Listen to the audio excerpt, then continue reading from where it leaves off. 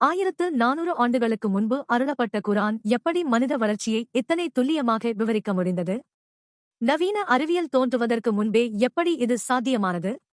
சூரா அல்-முஃமினூனில் அல்லாஹ் கூறுகிறான், நாம் மனிதனை மண்ணின் சாரத்திலிருந்து படைத்தோம். பின்னர் அவனை பாதுகாப்பான இடத்தில் ஒரு திரவ துளியாக ஆக்கினோம். பின்னர் அந்த துளியை ஒட்டிக்கொள்ளும் கட்டியாக மாற்றினோம். பின்னர் அந்த கட்டியை சதை கட்டியாக்கினோம். பின்னர் அந்த சதை கட்டியை எலும்புகளாக்கி, அந்த எலும்புகளை சதையால் மூடினோம். இப்போது இதைப் பற்றி சிந்தியுங்கள். நவீன கரு வளர்ச்சி அறிவியல், நுண்ணோக்கிகள் மற்றும் மேம்பட்ட மருத்துவ தொழில்நுட்பத்துடன் இதே நிலைகளை 20ஆம் நூற்றாண்டில்தான் கண்டுபிடித்தது. ஆனால் குர்ஆன் ஒரு எளிய திரவத்திலிருந்து கட்டி, பின்னர் சதை கட்டி, எலும்புகள், இறுதியாக எலும்புகளை மூடும் சதை என்ற சரியான வரிசையை குறிப்பிடுகிறது. இன்னும் வியக்கத்தக்கது அரபி வார்த்தைகளின் துல்லியம்.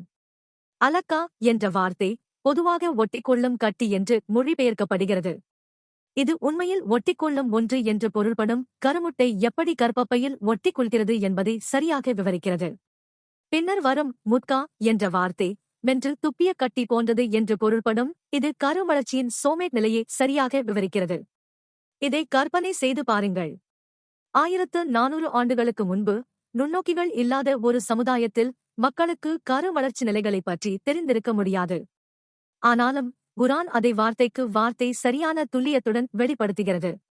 இந்த வசனம் வெறும் அறிவியல் அற்புதம் மட்டுமல்ல, இது அல்லாஹ்வின் சக்தியையும் அறிவையும் நினைவூட்டுகிறது. அவன் மனிதர்களை ஞானத்துடன் படிப்படியாக படைத்தான் மற்றும் நம்மை வழிநடத்த உண்மையை வெளிப்படுத்தினான்.